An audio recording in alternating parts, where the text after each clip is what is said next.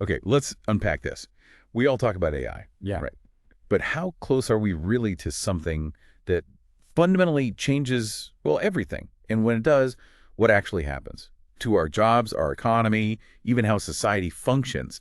These aren't just, late night sci-fi questions anymore. They've jumped from speculation right into boardrooms, government briefings. It's front page stuff now. It really is. And what's fascinating, maybe a bit startling, is how fast that jump happened. We're talking about artificial general intelligence, AGI. That means systems that can basically outperform humans intellectually, across the board. And the sources we're looking at today, they paint a really urgent picture of the economic and societal shifts this could trigger. It's not decades away anymore, according to some. Absolutely. So today we're doing a deep dive into some really insightful material. A lot of it centers around a discussion from Harvard Business School. They're framing it as the $100 trillion question. Just that phrase alone tells you the kind of scale we're dealing with here. Yeah. This isn't about like the next iPhone update. It's potentially a total rewrite of how the world works, how wealth is made, how we structure society. Exactly. And the core of that discussion from experts in economics, in technology, it really drills down into these profound, sometimes radical implications for labor markets, obviously, but also economic growth, productivity, even market concentration, who controls this stuff. It forces us to ask questions we haven't really had to grapple with before, not with this kind of immediacy anyway, questions about fairness, stability.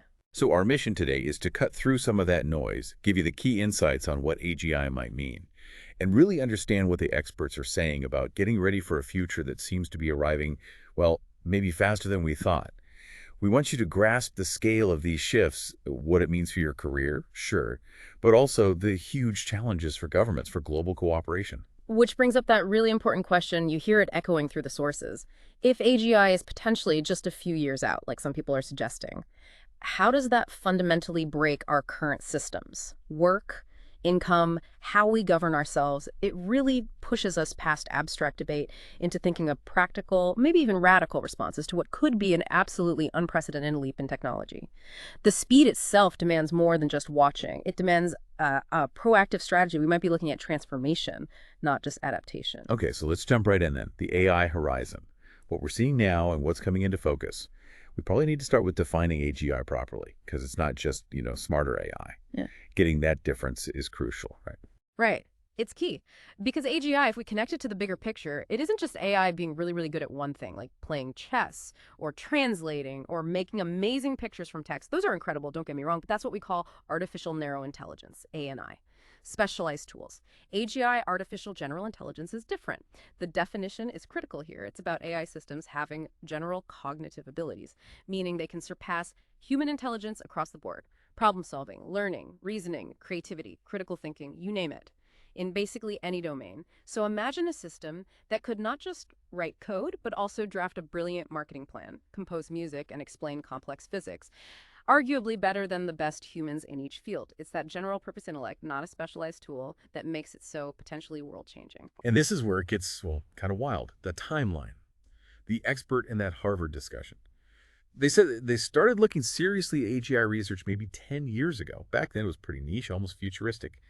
Academics, sci-fi folks. But now, they describe the research as extremely urgent and relevant in much shorter timescales. It's quite a shift. What felt like decades away, pure science fiction even, is now being discussed in terms of, quote, a couple of years or decade or a little more. Yeah. That's a massive acceleration. Whoa. It feels like the future just slammed on the brakes right in front of us. It does feel that way, and it's not just hype or a feeling. It's tied to real, measurable progress. Think about it just a few years back. Beating a Go master was mind-blowing. Still amazing, but a very specific, constrained task. Now, almost overnight, it seems, we have systems making photorealistic art from text, writing pretty complex code, translating dozens of languages fluently, even passing things like the bar exam or medical licensing exams, scoring in the top percentiles.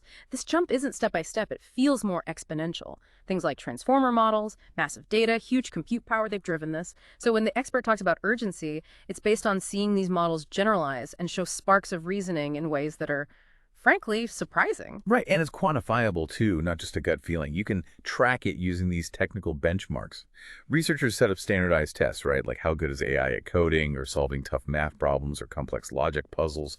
And what's really fascinating, or maybe a bit unnerving, is that on many of these benchmarks, AI isn't just getting better, it's hitting the ceiling. They call it saturation. Yeah, saturated benchmarks. It's a striking term. It refers to this phenomenon where we'll take a really hard test designed for AI capabilities, Mhm. coding challenges, logical reasoning, data analysis.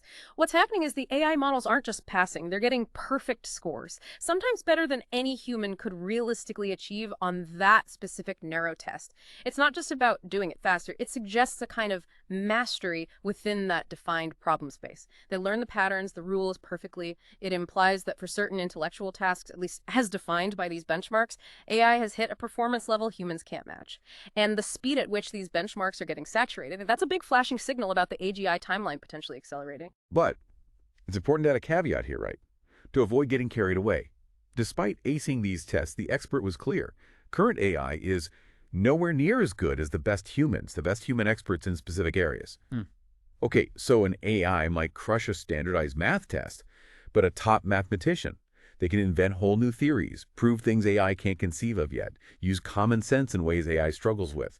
Or, AI writes code, but a brilliant software architect designs entire systems with intuition about users in the future. AI isn't there yet. That general capability across everything, that's AGI. That's still the goal.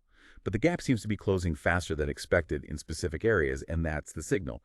So if that's AGI, how fast is this future really coming? Because the pace itself is maybe the most disorienting part. Which brings us to the accelerating pace of technological evolution. We were always told, have a 5-year plan for your career, your business. It felt like a solid time frame. But now, we're hearing talk that artificial superintelligence, ASI, AI, way beyond human smarts, might even be possible within that same 5 years. The expert literally said the rapid improvement makes the world in just a couple of years completely unpredictable. That 5-year plan advice may be obsolete. It's kind of mind-bending. It really is. And it raises that crucial question from the Harvard discussion. What does this incredible short planning horizon mean for how urgently we need to tackle the big questions about AI's impact, its scale? You see it reflected in business strategy, too. Like Aravind Srinivasan, the CEO of Perplexity AI, he apparently said his company plans in months instead of years now, just because the tech moves so fast. That's not just faster product cycles. It's a fundamental rethink of planning when the whole landscape can shift under your feet in, say, a year. Think about the ripple effects for long-term investments, infrastructure, training people, education. It demands a kind of agility that, frankly, most big institutions aren't built for. And this speed leads us right into the current versus anticipated economic impact. Because right now, if you look at the big numbers, GDP, national productivity, the expert says AI's impact is only a very small impact. It's not yet visibly showing up in those macro stats, which might seem weird, right? If it's so revolutionary, why isn't the economy booming because of it already? That's a really key point, and it kind of fits a historical pattern with big transformative technologies. While the visible macro impact is small now, the activity underneath is massive. Businesses everywhere are pouring billions into AI, R&D, hiring talent, building huge data centers, integrating AI deep into their processes. This strongly suggests, as the expert put it, that the biggest payoffs are yet to come. It's a bit like the early internet, maybe, or personal computers. The initial productivity blip wasn't huge in the national stats, but companies were laying the groundwork for a massive explosion later. They're building the infrastructure, the apps, unlocking those huge payoffs that are expected very soon. They're making enormous bets, even if it's not fully showing up in the public data yet, it feels like. Maybe the calm before an economic storm, or maybe the construction phase of a whole new economic reality. So yeah, we might not see it reflected in today's GDP figures, but the smart money, global businesses, they're acting like this is huge. They're betting the farm on AI having a massive impact very soon. It's like watching tectonic plates shift, maybe. The ground looks stable, but underneath, immense pressure building. Which takes us right into what that new world might look like, especially regarding the economic earthquake. Labor, wealth, and radical responses. Because if everything we just discussed holds true, the implications for human work, they're just monumental. This is where it gets really profound, potentially very disruptive, and it's central to my own research and what many in the field are focused on. We're looking hard at AGI's impact on labor markets, yes, but also growth, productivity, market concentration, and the core issue comes back to that definition. AGI is general. By its very nature, an AGI could do essentially anything that a human worker can do, often better, faster, cheaper, and that immediately brings up this fundamental concept, substitutability. And that's where it hits home for everyone listening, right? For you, for me. If AGI can do basically any job a human can, well, that means Human workers, including you and me, could become easily substitutable by AI. So pause on that for a second. It's not just automating factory lines or data entry anymore. We're talking about the cognitive work AGI could potentially take over. Legal research, medical diagnosis, financial analysis, creative design, coding, even strategic planning. If a machine does it better and cheaper, the whole idea of human labor being the main way we create economic value, it gets seriously challenged. Exactly. And if we connect that to the bigger picture, the economics are pretty stark, actually. Once human labor is easily replaceable, especially as the tech gets cheaper and cheaper, which it historically always does, it directly implies our wages, our value in the labor market. It would likely decline, potentially drastically for many roles. This isn't just wild speculation, it's a direct economic consequence if a technology emerges that's just vastly more efficient at doing the work. Now, history shows new tech creates new jobs, yes, but the speed and generality of AGI make people question if new human jobs can pop up fast enough or be valuable enough to absorb everyone. The whole playing field for human work changes radically. Which leads to this phrase from the Harvard discussion that really stands out. It kind of hammers home the scale of this. Radical development, radical response. The arrival of AGI would be an absolutely radical development on the economic front, something unprecedented. And if you have a development that radical, it logically requires an equally radical response. We're not talking about small adjustments to unemployment benefits or retraining programs. We're talking about fundamentally rethinking our economic and social systems. The system we have now, built around work for income, it just might not function in a world where AGI does most of the intellectual heavy lifting. It forces really tough questions about value and distribution. Which then leads us right into rethinking income distribution systems. Because the challenge is immense. Our current system, where most people get income from a job or maybe a pension based on past work, the expert says it is just not going to work that way anymore post-AGI. This is flagged as the main challenge economically in the age of AI. If the main way people make a living evaporates, what happens? You risk this scenario of unprecedented wealth being generated by AI, but concentrated among a tiny few who own the systems, while everyone else struggles. It's a recipe for social disaster. So what are the proposed solutions then to this huge challenge? The discussion points to a fundamental rethink, maybe through something like a universal basic capital or universal basic income, UBI. Right. We've all heard of UBI, regular cash payments to everyone. But you also mentioned universal basic capital. Can you unpack that a bit? How are they different? Sure. So UBI is about providing income, a safety net. Mhm. Universal Basic Capital, or UBC, is a related but slightly different idea, maybe digging a bit deeper into wealth creation itself. UBC is more about giving citizens ownership, maybe stakes in a national fund that invests in AI or even direct equity in the AI economy. The thinking is, if AI automation means capital owning the machines, the algorithms becomes far more important than labor for generating wealth, then giving everyone a piece of that capital ownership might be a more sustainable way for people to share in those gains. It's not just getting a check, it's having a stake in the new economy. But the core goal for both UBI and UBC is the same, ensuring that when AGI arrives and productivity potentially explodes, the benefits are shared broadly. To prevent mass impoverishment, or immiseration, as the expert put it, they even mentioned Sam Altman from OpenAI arguing for UBI right there at Harvard. It shows these aren't just fringe academic ideas anymore. The people building the tech are thinking about these societal implications very seriously. Yeah, what's interesting is how the perspective on UBI shifts according to the discussion. Right now, it's seen as absolutely a radical idea. We probably don't need or want it today in most places. Why? Well, it's hugely expensive, needs massive tax changes, and in an economy still needing human workers, there are worries about disincentives to work. That's the current view. And this is the crucial pivot. If AI takes off, and if we do reach AGI, then suddenly UBI, or something like it, maybe UBC, it stops being just a radical policy proposal and becomes potentially an essential economic tool, a necessary radical response to that radical development of mass labor substitution. Precisely. The framing shifts from choice to necessity. It's presented almost as a prerequisite for societal stability if AGI happens. To prevent that massive disruption we talked about, imagine AI creating incredible abundance, but most people can't afford any of it because they have no income. That doesn't work. The alternative, widespread joblessness, poverty for billions, is seen as almost guaranteed to cause huge social unrest, political breakdown, maybe worse. So creating a new social contract around how wealth gets distributed becomes vital, not just morally, but pragmatically, just to hold society together. It really demands some bold, forward-thinking economic policy, stuff that's way outside the mainstream today. Which leads us nicely into our third big area, navigating the future, education, stability, and governance. Okay, so if these massive shifts are coming potentially soon, what can we actually do as individuals, as societies? And the first thing most people think about is education, right? How do we prepare ourselves, our kids? Yeah, and the expert calls this the million-dollar question. How do you educate people for a future where machines might be smarter than them across the board? It probably isn't about trying to teach people to directly compete with AGI head-on. If AGI arrives as defined, that might be futile. It suggests the very nature of skills, learning, work itself needs a serious reevaluation. But what's fascinating and maybe practical right now is that regardless of when AGI arrives or exactly what it looks like, the advice on skills seems pretty consistent. Focus on integrating AI, using it as a tool. The expert said the most useful thing to teach everyone, students, workers, leaders, is the ability to leverage AI systems and to use them as a force multiplier.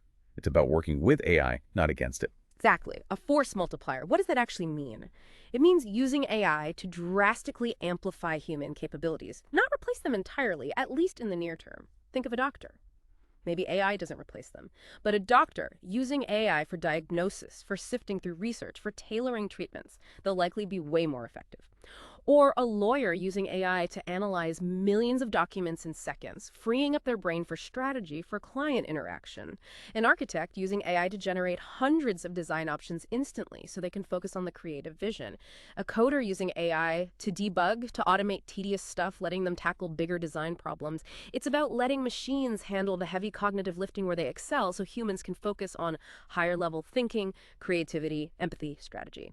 That skill set, knowing how to partner with AI effectively, prompt it well, check its work, weave it into your workflow that's seen as incredibly valuable, essential even, no matter what the future holds. Augmenting human potential. Okay, so education focuses on leverage. But what about the bigger picture, like mitigating political destabilization? The expert was pretty blunt. There's a big risk. AI will be destabilizing. And the main reason, it's starkly clear. If AI causes massive labor market disruption, if lots of people will lose their jobs, will lose their source of income, will lose their livelihood, well, that kind of widespread economic pain is more likely to give us destabilization. It's a direct link. People losing everything often leads to unrest. And that connects right back to UBI UBC. The best preparation suggested to counter this huge risk is setting up a system so people can share in the benefits of the AI economy. It's fundamentally about social cohesion. If you have billions displaced, even amidst AI-driven abundance, the outcome isn't utopia, it's likely chaos. So providing that safety net, that share in the prosperity, it's argued is crucial not just for fairness, but for basic peace and order. It's a preventative measure to stop technological progress from accidentally tearing society apart. So what this really drives home is that the economic side and the political stability side are completely tangled together. It paints a picture where fairly sharing AI's benefits isn't just, a nice progressive idea. It's potentially critical for societal peace, for governments staying legitimate. Without it, the risk of things falling apart seems terrifyingly real. Now, let's shift gears slightly to ensuring fair competition and governmental expertise in AI markets. Because even amidst future worries, right now, the AI market is incredibly competitive, isn't it? Oh, absolutely. It's described as fierce competition. Companies are undercutting each other and outdoing each other on a daily basis, billions flowing in, new models popping up constantly. It's hyper dynamic. But there's this looming concern as these AI models get more and more expensive to build, needing unbelievable amounts of computing power, data, top-tier talent. The worry is only a small number of players will be able to afford to stay in the game. You could end up with just a handful of incredibly powerful companies controlling the future of AI, creating these huge AI moats. And if that happens, if it concentrates like that, it raises huge questions, right? How do you govern these dominant players? How do you ensure fair competition, prevent monopolies? And maybe even more importantly, how do you stop reckless innovation when the stakes are so high? It's not just about market fairness, it's about potentially existential risks. Exactly. And a key strategy discussed to handle this, whether AI concentrates or not, is making sure governments actually understand this stuff. They need institutions with genuine expertise of how to deal with AI systems, how to deal with AI companies, to make well-informed decisions. And the urgency is stressed. The time to acquire expertise is now. Governments need people inside who really understand the frontier of AI. Not just vaguely, but the tech, the costs, the risks, the trajectory. Without that deep practical knowledge, how can they possibly craft effective policies? Policies that foster the good stuff while managing the dangers. They risk either strangling innovation or being dangerously unprepared. Which brings us to regulation itself. Right now, in the U.S. at least, there's not a lot of AI regulation, as the expert noted, partly because companies are doing some self-policing, and partly because the systems, while impressive, are maybe not particularly powerful yet in the sense of causing massive immediate harm. But the consensus seems clear. When AI systems get sufficiently capable and powerful that they actually impose very significant risks, then real regulation becomes unavoidable, critical. Right. But the goal isn't just regulation for regulation's sake. It's about smart regulation. The aim is to mitigate the risks without killing progress, essentially, finding that balance, which is incredibly hard, obviously. The expert pointed to specific risk areas where focus is needed, like AI being used to create dangerous biological agents, or nuclear materials, or maybe powerful cyber weapons, or enabling mass disinformation. The idea is to target regulations tightly on those high consequence risks, the areas where things could go catastrophically wrong, without necessarily bogging down all the potentially beneficial, economically useful work AI can do. Precision is key. Okay, this naturally leads to our last big theme, which is global. The global race and the call for cooperation. Given how huge this all is, how are countries actually working together on AI, or are they? Well, the picture painted is not great on the cooperation front currently. There isn't a lot of global cooperation happening on AI governance right now. Instead, it looks more like a big race between the AI superpowers about who makes progress faster, mainly the US and China, but others too. And while that competition definitely spurs innovation, it also carries risks. A race to deploy without enough safety checks, undercutting ethical standards, a lack of common rules for a technology this powerful. It's worrying. It really does feel like a new space race, Hmm. but maybe even higher stakes because it's about intelligence itself. And unlike the space race, maybe, the fallout from getting AI wrong, well, that doesn't respect borders, does it? A dangerous or out-of-control AI, no matter who builds it, could potentially harm everyone. That's the crucial point, and it's also the basis for hope, maybe. What's fascinating and ultimately rational is the underlying truth that nobody, not the US, not China, nobody actually wants this technology to spiral out of control and create massive risks for all of humanity. That shared interest in survival, basically, is why global cooperation becomes not just nice, but vital. As the systems get more powerful, it's going to be increasingly in the interest of all the parties to talk to each other. The goal has to be establishing common safety standards, testing protocols, maybe shared red lines, ways to ensure this technology does not get out of hand. And we've done this before with other dangerous stuff, right? There's precedent. The expert mentioned, just like with dangerous technologies in the past, nuclear weapons being the obvious example, when AI gets powerful enough to pose similar large-scale risks, then a global governance framework becomes absolutely desirable, maybe essential. Think arms control treaties, international monitoring bodies. Right. But for AI, Exactly. History shows that when the stakes get existentially high, cooperation becomes necessary. It's not about stopping progress, it's about steering it responsibly, ensuring safety, managing the huge economic shifts we discussed, like UBI or UBC, on a global scale, potentially. It's about shifting from just a headlong race to something more like collaborative stewardship, recognizing we're all in this together when it comes to AGI. wow.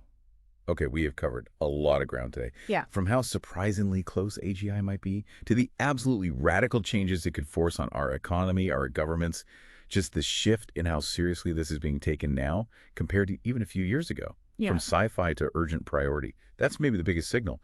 Leaders in business and politics, top researchers, they're taking this very seriously now because the trend line for AI is just up, rapidly up. Mhm. And the economic, social, political implications, Yeah. they look potentially severe if we just drift into this unprepared. And connecting that back, the main takeaway seems to be adaptability, continuous learning. It's not just a buzzword anymore. It feels essential for survival in this changing landscape. The best plan, maybe the only plan, as the experts suggested, is to follow what's happening in AI, constantly be up to date, and crucially, be willing to update the plans that you've been making. Whether that's your career plan, your business strategy, the world might be changing too fast for rigid, long-term bets. It demands constant reevaluation, being ready to pivot. So here's a final thought for you to take away today. If we accept, even just hypothetically, that AGI, maybe even superintelligence, isn't just sci-fi anymore, but could be a couple years away, as some experts suggest, what personal 5-year plan do you maybe need to tear up and rewrite, starting right now? Yeah. Because it seems the future isn't just knocking, it might be kicking the door down. And it really demands our full, informed attention.